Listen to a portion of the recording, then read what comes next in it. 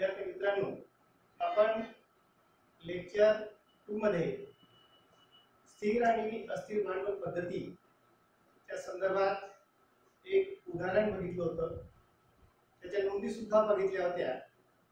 आता या स्थिर आणि अस्थिर भांडवल पद्धतीवरती जास्त उदाहरण घेण्याची आवश्यकता यासाठी नाही, कारण बोर्डाच्या परीक्षेमध्ये अशा प्रकारची उदाहरणं ही विचारल्या जातात. आता हा भाग भागीदारीची तोंड ओळख या सत्राखाली यासाठी शिकणं गरजेचं होतं, कारण या थेरीचा आणि अंतिम लेखाचा खूप जवळचा असा संबंध आहे. आता भागीदारीची अंतिम लेखी आपण इयत्ता 11वी मध्ये वैयक्तिक अंतिम लेखाचा अभ्यास केला होता. आता इयत्ता 12वी मध्ये भागीदारीची अंतिम लेखे आपल्याला शिकायची आहे. या अंतिम लेख्यामध्ये पहिलं खातं, दोन खाते आणि एका पत्रकाचा समावेश होतो. तर त्यातलं पहिलं खातं असेल व्यापार खाते. त्याला इंग्लिश मध्ये म्हणतात ट्रेडिंग अकाउंट. तर या ट्रेडिंग अकाउंटचा आता आपल्या हा संदर्भ यासाठी आपल्याला त्या उदाहरणामध्ये दिलेले पदसंकेत करणं सोपं व्हावं यासाठी ट्रेडिंगचा टी हे अध्याक्षर आपण घेतलेलं आहे. आता टी म्हटलं की टी मीन्स ट्रेडिंग अकाउंट म्हणजे व्यापार खाते. आता डेबिट क्रेडिटच्या संदर्भात जर आपण विचार केला तर टी म्हणजे व्यापार खाते झालाय. T1 is equal to debit side of trading account म्हणजे व्यापार खाते नावे. म्हणजे T1 म्हटलं की व्यापार खाते नावे आणि T2 is equal to credit side of trading account म्हणजे व्यापार 2 मीन्स जमा, 1 मीन्स नावे. Credit side of trading accounts म्हणजे व्यापार खाते जमा. हे पहिलं खातं. दुसरं खातं याच्यामध्ये अंतिम लेखामध्ये जे दोन खाते आहेत त्यातलं पहिलं व्यापार खाते, आपण त्याला ट्रेडिंग अकाउंट असं इंग्लिश मध्ये म्हणतो. टी हे अध्याक्षर आपण ट्रेडिंग अकाउंट साठी घेतलं, व्यापार खात्यासाठी घेतलं. 1 means debit. T1 is equal to debit side of trading account म्हणजे व्यापार खाते नावे आणि दुसरी side T2 is equal to credit side of trading account व्यापार खाते जमा. हे झालं अंतिम लेख्यामधलं पहिलं खातं. दुसरं खातं नफा तोटा खाते. त्याला लाभालाभ लेखा असे म्हणतात. लाभालाभ लेखा इंग्लिश मध्ये त्याला प्रॉफिट अँड लॉस अकाउंट असं म्हणतात. इंग्लिश मध्ये त्याला प्रॉफिट अँड लॉस अकाउंट असं म्हणतात. तर या प्रॉफिट अँड लॉस अकाउंट म्हणलं तसं आपण टी हे अध्याक्षर घेतलं नाही, आपण एल अध्याक्षर घेतलं. एल मीन्स नफा तोटा खाते, लाभालाभ लेखा. आता तसंच 1 L1 is equal to debit side of profit and loss. A means profit and loss account म्हणजे नफा तोटा खाते नावे. L1 म्हणजे नफा तोटा खाते नावे, debit side of profit and loss account. नंतर दुसरी side L2 is equal to 2 means debit, 1 means debit, 2 means credit, L means profit and loss account. Credit side of PLA profit and loss account म्हणजे नफा तोटा खाते जमा. आता हे अध्याक्षर यासाठी घेतले आपण जेव्हा बेरीज दिली जाईल त्यातले आपण T1, T2, L1, L2 याप्रमाणे हे दोन खाते, पहिलं व्यापार खातं आणि दुसरं आहे नफा तोटा खाते. आता त्याच्यामध्ये दोन खाते आहेत. खात्याला डेबिट आणि क्रेडिट नावे आणि जमा बाजू असते, परंतु जे पत्रक आहे आता या दोन खात्यावरून आपल्याला या व्यापार खात्यावरून ढोबळ नफा किंवा ढोबळ तोटा कळतो. नफा तोटा खात्यावरून त्या व्यवसायाचा शुद्ध नफा किंवा तोटा कळतो. परंतु या दोन खात्यावरून त्या व्यवसायाची आर्थिक स्थिती कशी आहे हे मात्र या दोन खात्यावरून स्पष्ट होत नाही. त्यासाठी व्यवसायाची आर्थिक स्थिती दर्शवण्यासाठी आपल्याला त्या व्यवसायाचा ताळेबंद तयार करावा लागतो. ताळेबंद त्याला दुसरं नाव आहे स्थिती विवरण.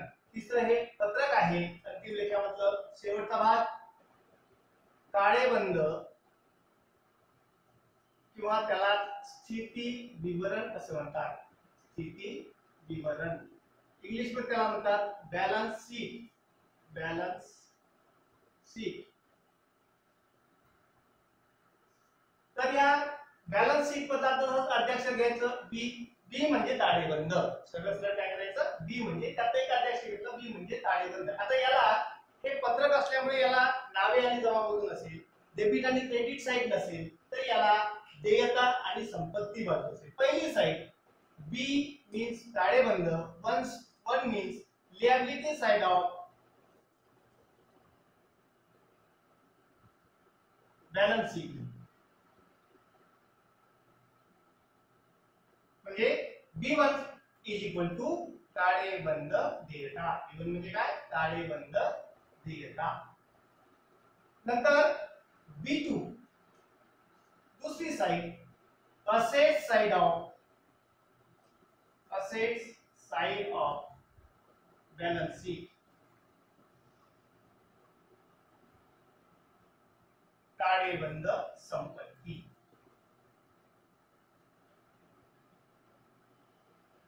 ताळेबंदाची ही सगळी संपत्ती बघ. म्हणजे अंतिम लेखामध्ये दोन पत्रकाचा समावेश होतो. एक व्यापार खाते त्याला ट्रेडिंग अकाउंट असं म्हणतात. त्यातला आपण टी हे अध्यक्षर व्यापार खात्यासाठी वापरलं होतं. T1 is equal to debit side. One means नावे खात्याच्या संदर्भात वन मीन्स नाव debit, two means credit. T1 is equal to debit side of trading account व्यापार खाते नावे.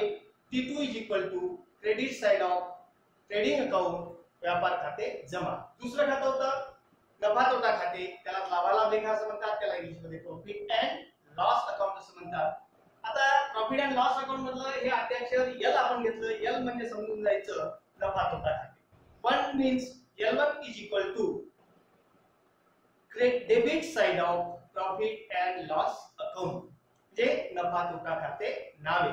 नंतर L2 is equal to credit side of profit and loss account नफा तोटा खात्याची जमावणी. म्हणजे T1 म्हणजे व्यापार खाते नावे, T2 मीन्स व्यापार खाते जमा, L1 मीन्स नफा तोटा खाते नावे, L2 मीन्स नफा तोटा खाते जमा आणि पत्रक ताळेबंद किंवा स्थितीविवरण त्याला बॅलन्स शीट असं म्हणतात. बॅलन्स शीट मधला बी हे अध्यक्षर आपण ताळेबंदासाठी वापरतो आहे. B1 आता ताळेबंद हे पत्रक असल्यामुळे पत्रकाला नावे आणि जमा बाजू नसते.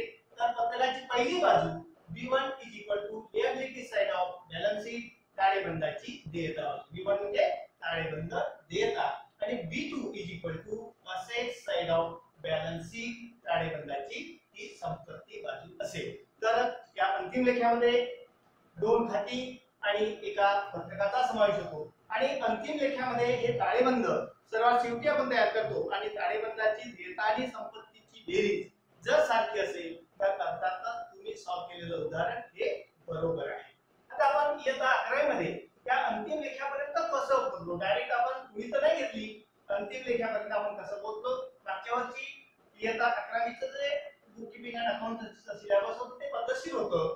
तर जेव्हा व्यापारी आपला व्यवसाय सुरू करतो तेव्हा अनेक ग्राहक रोज येत असतात आणि अनेक ग्राहकांची त्याचा ट्रान्झॅक्शन होत असतं, व्यवहार होत असतो आणि हे असंख्य व्यवहार व्यापारी कितीही बुद्धिमान जरी असला तरी त्याला स्मरणात ठेवणं अशक्य गोष्ट आहे. आणि एखादा कस्टमर आला त्याला थांब तुझी नोंद केल्याशिवाय जाऊ देत नाही असं जर म्हटलं तर तो कस्टमर एक वेळा तर सापडला तुम्हाला, परंतु पुढे तो तुमच्या दुकानामध्ये येणारच नाही. असं होऊ नये यासाठी दिवसभरामधल्या ज्या काही ट्रान्झॅक्शन्स असतील, जे काही व्यवहार असतील ते एका कच्च्या टिप्पणवहीमध्ये लिहिलं जाईल.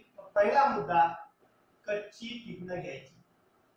पहिले काय करायचं आपल्याला कच्ची टिपणं घ्यायची म्हणजे रोजच्या डेली जे काही व्यवहार झालेले असतील त्या डेली व्यवहाराची कच्ची टिपणं घ्यायची. कच्ची टिपणं दिवसभराची घेतल्यानंतर या कच्च्या टिपणांच्या आधारे त्याची रोजकीर्द आपल्याला तयार करायची आहे, त्याची जर्नल तयार करायची आहे, त्याची पंजी आपल्याला तयार करायची आहे. पंजी म्हणजे झालेल्या प्रत्येक व्यवहाराची नोंद करणे, त्याला आपण पंजी असं म्हणतो. आणि या पंजीच्या आधारे खतावणी आपण तयार करतो. खतावणी त्याला प्रपंजी असं म्हणतात, इंग्लिश मध्ये त्याला लेजर असं म्हणतात.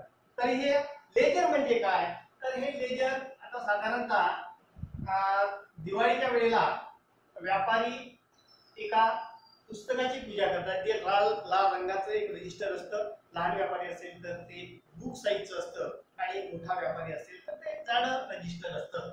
तर या रजिस्टर मध्ये असंख्य खाते उघडली जातात, असंख्य खाते. मग त्या खात्याच्या प्रकारामध्ये काही वैयक्तिक खाते असतील, काही वास्तविक खाते असतील, काही नामधारी खाते असतील. सर्व प्रकारची खाते ज्या वहीमध्ये उघडली जातात त्याला खतावणी असे म्हणतात. खतावणीचा छोटासा अर्थ जर आपण विचारात घेतला तर अनेक खात्यांचा समुच्चय म्हणजे खतावणी. अनेक खाते अनेक खाते ज्या रजिस्टर मध्ये उघडली जातात त्या रजिस्टरला आपण काय म्हणतो, खतावणी असं म्हणतो. पण याच्यामध्ये अनेक खाते असतात आणि आर्थिक वर्षाच्या शेवटी प्रत्येक खात्यात आपल्याला संतुलन करणं गरजेचं आहे. या प्रत्येक खात्याचं काय केलं पाहिजे, संतुलन करायचं. संतुलन म्हणजे काय, संतुलन म्हणजे खात्याला दोन बाजू असतात, एक नावे जमा, एक नावे आणि दुसरी जमा. तर या नावे आणि जमा बाजूच्या बेरजा सारख्या करण्याच्या क्रियेला लेखा संतुलन असं म्हणतात. नावे आणि जमा बाजूच्या बेरजा सारख्या करण्याच्या क्रियेला लेखा संतुलन असं म्हणतात.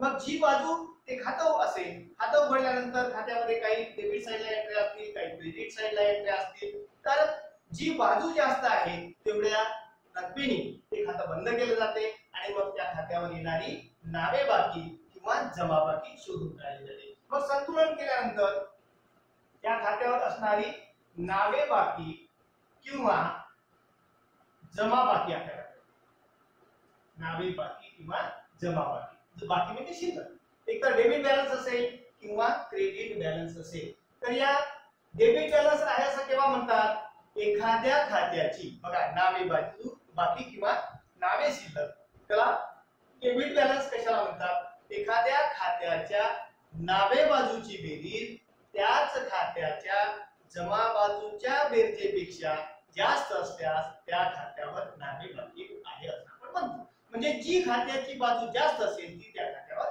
बाकी असते. या उलट जमा बाकी, एखाद्या खात्याच्या जमा बाजूची बेरीज त्याच खात्याच्या नावे बाजूच्या बेरजेपेक्षा जास्त असेल तर त्या खात्यावर जमा बाकी आहे असं आपण म्हणतो. म्हणजे जमा बाजू जर त्या खात्याची जास्त असेल तर त्या खात्यावर जमा बाकी आहे हे निश्चित होते. पण या खतावणीमध्ये जे असंख्य खाते उघडले आहेत त्या प्रत्येक खात्यावर काही खात्यांचं स्वयंसंतुलन झालेलं असेल, सेल्फ बॅलन्सिंग झालेलं असेल. म्हणजे सेल्फ बॅलन्सिंग केव्हा होईल, आपोआप त्या खात्याच्या नावे बाजूची बेरीज जर 10,000 असेल आणि त्या खात्याच्या जमा बाजूची बेरीज देखील 10,000 असेल, म्हणजे कोणतीही शिल्लक जर निघाली नसेल तर त्या खात्याचं सेल्फ बॅलन्सिंग झालं, स्वयंसंतुलन झालं असं आपल्याला म्हणता येईल. आता मग या नावे बाकी किंवा ज्या ज्या खात्यांवर नावे बाकी असेल, काही खात्यांवर जमा बाकी असेल, साधारणतः नियम असा आहे, खर्च आणि संपत्तीचे खाते जे असतील, खर्च आणि संपत्तीच्या खात्यावर ही नावे बाकी असेल आणि देयता आणि उत्पन्नाच्या खात्यावर जमा बाकी असेल. मग या नावे बाकी आणि जमा बाकीच्या आधारे आपल्याला बेरीज तयार करता येते. बेरीज त्याला परीक्षा सूची असे म्हणतात. परीक्षा सूची, इंग्लिश मध्ये त्याला ट्रायल बॅलन्स असे म्हणतात.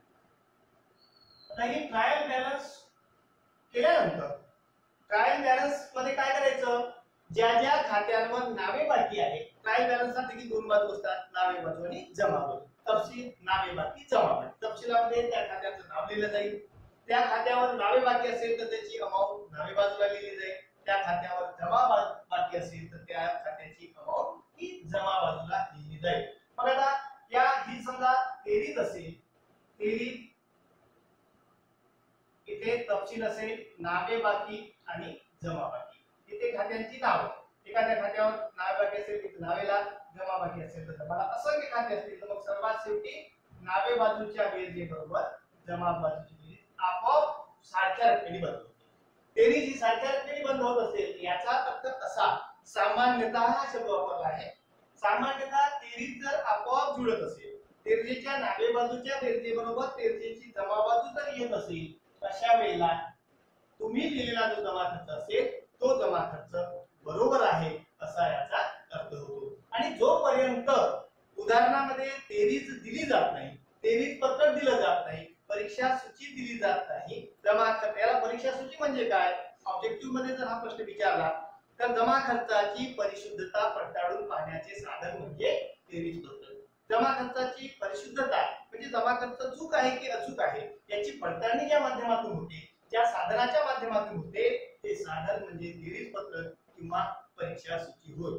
आता आपण जेव्हा वर्गामध्ये वर्षभर संबंधित विषयाचं ज्ञान घेतो, आपल्या वर्गातले सर शिकवतात, तुम्ही अध्ययन करता आणि सर्वात शेवटी तुम्ही त्या संबंधित विषयाचं नॉलेज, त्या विषयाचं ज्ञान तुम्हाला किती आलं हे पडताळून पाहण्याचं साधन काय आहे, तर ती आहे परीक्षा.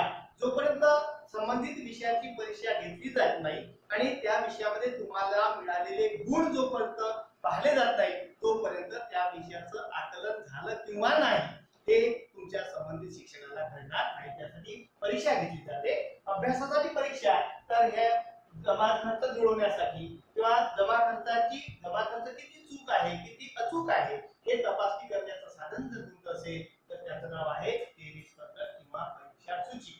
आता पाचवा मुद्दा, जोपर्यंत तुम्हाला उदाहरणामध्ये बेरीज दिली जात नाही तोपर्यंत आपल्याला त्या व्यवसायाचे अंतिम लेखे तयार करता येणार नाही. म्हणजे अंतिम लेखे तयार करण्यासाठी बेरीज उदाहरणामध्ये देणं अनिवार्य आहे, परीक्षा सूची उदाहरणात देणं अनिवार्य आहे. मग या परीक्षा सूची एकदा दिली की या परीक्षा सूचीच्या नंतर आपल्याला शेवटचा मुद्दा आहे तो म्हणजे अंतिम लेखे. अंतिम लेख्यामध्ये मगाशी सांगितल्याप्रमाणे व्यापार दोन लेखे, व्यापार खाते आणि नफा तोटा खाते, आणि जमा तुमच्या व्यवसायाची आर्थिक स्थिती त्या व्यवसायाची कशी आहे हे बघण्यासाठी आपल्याला ताळेबंद तयार करावा लागतो. तर आपण एकंदरीत एक अगदी कच्च्या टिपणापासून तर अंतिम लेख्यापर्यंत कोणताही व्यवसाय सुरू करायचा म्हटलं तर त्या व्यवसायाचा उद्देश नफा कमवणे हा निश्चितपणे असेल. जोपर्यंत नफा कमवण्याचा उद्देश नसेल तोपर्यंत ती अव्यावसायिक संस्था राहील. नफा कमवण्याचा उद्देश असेल तर ती व्यावसायिक संस्था असेल आणि केवळ समाजाच्या कल्याणासाठी काम करणारी एखादी संस्था असेल तर त्या संस्थेला अव्यावसायिक संस्था असं आपण म्हणतो. नंतर आता ह्या अंतिम खाते तयार करण्याची आवश्यकता आपल्याला काय आहे, तर ही आवश्यकता आपल्याला बघायची आहे. मग अंतिम खाते हे कशासाठी तयार केले जातात, तर पेज नंबर 15 वरती अंतिम खाते तयार करण्याची आवश्यकता आपल्याला दिलेली आहे. पहिला आहे व्यवसायातील ढोबळ नफा किंवा ढोबळ तोटा शोधून काढणे. आता व्यवसायातील ढोबळ नफा किंवा ढोबळ तोटा शोधून काढणे, अंतिम लेख्यामध्ये पहिलं खातं जर असेल तर ते व्यापार खातं आहे. या व्यापार खात्यावरून व्यवसायातला ढोबळ मानाने झालेला नफा किंवा तोटा आपल्याला शोधून काढता येतो. आता या व्यापार खात्यामध्ये ढोबळ नफा केव्हा होतो आणि ढोबळ तोटा केव्हा होतो. व्यापार खात्याची जमा बाजू जास्त असेल म्हणजे व्यापार खात्याची जमा बाजू जास्त, व्यापार खात्याच्या डाव्या बाजूला आवश्यक खर्च असतात आणि डाव्या बाजूला आवश्यक खर्च असतात आणि जमा बाजूला आवश्यक उत्पन्न असतात. म्हणजे आवश्यक उत्पन्न जास्त आणि आवश्यक खर्च जर कमी असेल त्या व्यवसायाचा तर या दोन्ही बाजूचा फरक हा ढोबळ नफा असेल. म्हणजे व्यापार खात्याची जमा बाजू जर जास्त असेल तर फरकाची रक्कम ही ढोबळ नफा असते आणि ढोबळ नफा हा व्यापार खात्याच्या नावे बाजूला ढोबळ नफा तोटा खात्याला हस्तांतरित या संदर्भाखाली दिला जाईल. आता नेहमी ढोबळ नफाच होईल असं म्हणता येणार नाही. एखाद्या वेळेला त्या व्यवसायाच्या व्यापार खात्याच्या नावे बाजूची बेरीज जास्त आहे, जमा बाजूची बेरीज कमी आहे, अशा वेळेला फरकाची रक्कम ही ढोबळ तोटा असेल आणि ढोबळ तोटा नावे बाजू जास्त असेल तर ढोबळ तोटा होतो फरकाची रक्कम, जमा बाजू जास्त असेल तर फरकाची रक्कम ढोबळ नफा असेल. मग ढोबळ तोटा जमा बाजू कमी आहे म्हणून तिथे भरपाई आपल्याला टाकायची आहे. ढोबळ तोटा हा व्यापार खात्याच्या जमा बाजूला लिहिला जाईल. ढोबळ तोटा व्यापार नफा तोटा खात्याला स्थानांतरित. म्हणजे व्यवसायातील ढोबळ नफा किंवा तोटा जर शोधून काढायचा असेल तर आपल्याला अंतिम लेखी तयार करण्याशिवाय पर्याय नाही. दुसरा आहे व्यवसायातील शुद्ध नफा किंवा शुद्ध तोटा शोधून काढणे. आता ह्या व्यापार खात्यावरून आपल्याला व्यवसायातला ढोबळ नफा किंवा ढोबळ तोटा कळला, परंतु व्यवसायातला शुद्ध नफा किंवा शुद्ध तोटा आपल्याला कळलेला नाही. तर हा शुद्ध नफा किंवा शुद्ध तोटा शोधून काढण्याचं काम या अंतिम लेख्यामधलं दुसरं 2 नंबरचं जे खातं आहे नफा तोटा खाते, या खात्यावरून आपल्याला कळतं. नफा तोटा खात्याची जमा बाजू जास्त असेल. आता या नफा तोटा खात्यामध्ये काय पडतं? नफा तोटा खात्यामध्ये आवश्यक खर्च हे व्यापार खात्याच्या नावे बाजूला पडले. व्यवसायासाठी सर्वच खर्च काही आवश्यक नसतात, इतरही अनुषंगिक खर्च आपल्याला करावे लागतात. तर आवश्यक खर्चाच्या व्यतिरिक्त जेवढे काही खर्च असतील ते सर्व खर्च व्यापार खात्याच्या नफा तोटा खात्याच्या नावे बाजूला लिहिले जातील, म्हणजे L1 ला लिहिले जातील. आणि विक्री व्यतिरिक्त जे उत्पन्न असते, व्यवसायाचं आवश्यक उत्पन्न म्हणजे विक्री, विक्रीच्या व्यतिरिक्त लाभांश मिळाला असेल, व्याज मिळाला असेल, तुम्ही कुणाला कर्ज दिलं असेल त्या कर्जाला व्याज मिळालं असेल, तुमच्या डिव्हिडंड मिळाला असेल, या सगळ्या गोष्टी विक्री व्यतिरिक्त त्या व्यवसायाचं उत्पन्न असल्यामुळे विक्रीचं उत्पन्न हे व्यापार खात्याच्या जमा बाजूला लिहायचं आणि विक्री व्यतिरिक्त जे जे काही मिळतं अन्य जे उत्पन्न असतील ते सर्व उत्पन्न नफा तोटा खात्याच्या जमा बाजूला लिहिले जाते. आता या व्यवसायामध्ये शुद्ध नफा कधी होतो? आता नफा तोटा खात्याचं आपल्याला संतुलन करायचं आहे. नफा तोटा खात्याचं संतुलन केल्यानंतर जर नफा तोटा खात्याची जमा बाजू जास्त असेल तर फरकाची रक्कम ही शुद्ध नफा असेल आणि जर नफा तोटा खात्याची नावे बाजू जास्त असेल तर फरकाची रक्कम ही शुद्ध तोटा असेल. मग जमा बाजू जास्त आहे, भरपाई आपल्याला नावे बाजूला टाकायची आहे. जमा बाजू जास्त म्हणजे शुद्ध नफा होतो. शुद्ध नफा हा आपल्याला नफा तोटा खात्याच्या नावे बाजूला लिहिला पाहिजे. लिहायचं तिथे शुद्ध नफा. आता एकल व्यापाऱ्यानंतर त्या सगळा नफा एकट्यालाच मिळणार आहे, परंतु ते भागीदारी संस्था असल्यामुळे शुद्ध नफा राशीच्या रकान्यामध्ये लिहायचं. खाली लिहायचं भागीदारांच्या भांडवल ऑब्लिक चालू खात्यांना स्थानांतरित. आता भांडवल ऑब्लिक चालू खात्यांना कशाला? अस्थिर भांडवल पद्धती असेल तर भांडवल खात्याला स्थानांतरित, स्थिर भांडवल पद्धती असेल तर नफा हा चालू खात्याला स्थानांतरित होतो. त्याच्या खाली अ ब हे दोन भागीदारांचे अ ब. आता मग त्याचं नफा तोटा विभाजनाचं प्रमाण किती आहे? समजा शुद्ध नफा 50,000 आहे, नफा तोट्याचं प्रमाण 3/2 असेल तर अ आतमधल्या रकान्यामध्ये 30,000, ब आतमधल्या रकान्यामध्ये 20,000. आणि जर नफा तोटा खात्याची नावे बाजू जास्त असेल म्हणजे खर्चाची बाजू जास्त असेल तर फरकाची रक्कम ही शुद्ध तोटा असेल. तर शुद्ध तोटा म्हणजे नावे बाजू जास्त आहे, भरपाई आपल्याला जमा बाजूला टाकायची आहे. जमा बाजूला लिहायचं शुद्ध तोटा भागीदारांच्या. शुद्ध तोटा जो काय असेल तो सेकंड अमाउंट मध्ये लिहायचा आणि भागीदारांच्या भांडवल ऑब्लिक चालू खात्यांना स्थानांतरित. मग जे भागीदार असतील त्यांची खाली नावे लिहायची. मग जोपर्यंत आपल्याला नफा तोटा खाते आपण तयार करणार नाही तोपर्यंत व्यवसायाचा शुद्ध नफा किंवा शुद्ध तोटा कळणार नाही. आता हे जे 2 खाते होते, व्यापार खात्यावरून आपल्याला ढोबळ नफा तोटा कळला, नफा तोटा खात्यावरून आपल्याला शुद्ध नफा तोटा कळला, परंतु त्या व्यवसायाची आर्थिक स्थिती कशी आहे, त्या व्यवसायाची वित्तीय स्थिती कशी आहे हे मात्र या 2 खात्यावरून आपल्याला कळालेलं नाही. तर आर्थिक वर्षाच्या शेवटी त्या व्यवसायाची आर्थिक स्थिती जाणून घेण्यासाठी जे तिसरं पत्रक मी सांगितलं होतं तुम्हाला ते म्हणजे ताळेबंद, त्याला स्थिती विवरण असं म्हणतात. आणि जोपर्यंत आपण स्थिती विवरण तयार करणार नाही तोपर्यंत त्या व्यवसायाची आर्थिक स्थिती स्पष्ट होणार नाही. ऋणको आणि धनको रक्कम शोधून. आता ऋणको म्हणजे काय आणि धनको म्हणजे काय? ऋणको म्हणजे लोकांकडून आपल्याला येणे असलेले पैसे, म्हणजे जेवढे लोक आपले कर्जदार असतील, ज्यांना ज्यांना आपण कर्ज दिलं आहे, कर्ज प्रत्यक्षात रोख स्वरूपातच नसेल, उदाहरणे वस्तू विकली असेल तर ती व्यक्ती आपली ऋणको झाली. तर ऋणको किती म्हणजे लोकांकडून आपल्याला येणे किती आहे आणि लोकांना आपल्याला देणे किती आहे. देणे किती लोकांना देणे आहे म्हणजे धनको आणि लोकांकडून येणे आहे म्हणजे ऋणको. आणि जोपर्यंत आपण हे अंतिम लेखे तयार करणार नाही तोपर्यंत व्यवसायातले ऋणको किंवा धनको आपल्याला शोधून काढता येणार नाही. नंतर भविष्यकालीन नियोजनासाठी विभिन्न वित्तीय विवरणे तयार करणे.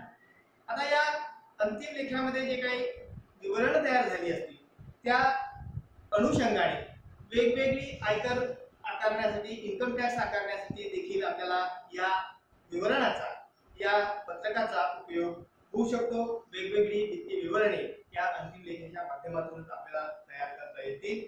नंतर व्यवसायातील निधीचे स्रोत आणि त्याचा उपयोग जाणून घेणे, म्हणजे व्यवसायात कोणत्या मार्गाने पैसा आला आणि कोणत्या बाबीवर, कोणत्या मार्गाने तो खर्च झाला याची सुद्धा माहिती आपल्याला मिळण्यासाठी अंतिम लेख हे गरजेचे आहे. नंतर भागीदारीच्या पुनर्रचनेच्या वेळी लौकिक मूल्याची किंमत किंवा मूल्य ठरवणे. आता भागीदारीची पुनर्रचना म्हणजे काय? मूळ ढाचा भागीदारी संस्था तशीच राहते. एखादा नवीन भागीदाराला आपण प्रवेश दिला, भागीदारांचे नफा तोटा विभाजनाचे प्रमाण बदलेल. एखादा भागीदार भागीदारीतून निवृत्त झाला तरी देखील नफा तोटा विभाजनाचे प्रमाण बदलेल. एखादा भागीदार मृत झाला तरी देखील भागीदाराचे नफा तोटा विभाजनाचे प्रमाण बदलेल. आणि जेव्हा जेव्हा भागीदारीची पुनर्रचना होईल तेव्हा तेव्हा लौकिक मूल्याचे आकलन करावे लागते आपल्याला. आता लौकिक मूल्य सरासरी नफ्याच्या 2 पट, सरासरी नफ्याच्या 3 पट, अतिरिक्त नफ्याच्या 1.5 पट. हे जे लौकिक मूल्य मूल्यांकनाच्या ज्या 2 पद्धती आहेत, एक सरासरी नफा पद्धती आणि दुसरी आहे अतिरिक्त नफा पद्धती. मग या लौकिक मूल्य ही अदृश्य संपत्ती आहे. ख्याती दुसरा नाव आहे या लौकिक मूल्याला, गुडविल इंग्लिश मध्ये म्हणतात.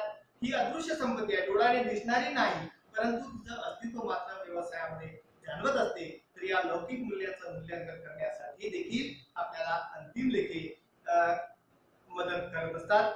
नंतर संस्थेच्या आयकराची इन्कम टॅक्स हा शुद्ध नफ्यावरती आकारला जात असतो आणि विक्रीवरती, शुद्ध विक्रीवरती सेल टॅक्सची आकारणी होत असते. मग जोपर्यंत आपण हे नफा तोटा पत्रक आपण तयार केलं नसेल तर आपल्याला इन्कम कळणार नाही आणि इन्कम टॅक्सची आकारणी देखील आपल्याला करता येणार नाही. सेल शुद्ध विक्री जर आपण जोपर्यंत काढणार नाही तोपर्यंत आपल्याला त्या विक्रीवर किती टॅक्स आपल्याला द्यावा लागेल, किती कर आपल्याला द्यावा लागेल याची देखील माहिती आपल्याला मिळणार नाही. तर या अंतिम लेखामध्ये पेज नंबर 16 वरती, पाठ्यपुस्तकाच्या पेज नंबर 16 वरती व्यापार खात्याचा नमुना आपल्याला दिलेला आहे. आता कृपया हा पेज नंबर 16 वरचा नमुना आपण बघावा. तर त्यातलं डॅश डॅश यांचे व्यापार खाते डॅश डॅश रोजी संपणाऱ्या वर्षाकरिता, म्हणजे 31 मार्च 2019, 31 मार्च 2020 रोजी संपणाऱ्या वर्षाकरिता याप्रमाणे. आता खात्याची आखणी आपण पेज नंबर 16 वरती बघू शकतो. या व्यापार खात्याला नावे आणि जमा बाजू आहे. आपण शॉर्टकट मध्ये जे मूल्य त्याला अध्यक्षर दिलेले आहेत, तर नावे बाजू म्हणजे T1 आणि जमा बाजू म्हणजे या खात्याची T2 आहे. आता आपण नावे बाजूला जी पद दिलेली आहेत, एक लक्षात ठेवायचं, व्यापार खात्याच्या नावे बाजूला व्यवसायासाठी जे खर्च करावेच लागतात किंवा जे खर्च केल्याशिवाय व्यवसाय सुरूच होऊ शकत नाही असे प्रत्यक्ष खर्च, आवश्यक खर्च व्यापार खात्याच्या नावे बाजूला लिहिली जातात. या व्यतिरिक्त जमा बाजूला व्यवसायाचं आवश्यक उत्पन्न म्हणजे विक्री व्यतिरिक्त खाली जे पद दिलेले आहेत ते समायोजनेतले पद आहेत आणि समायोजनेतला प्रत्येक पदाचा 2 ठिकाणी परिणाम होत असतो.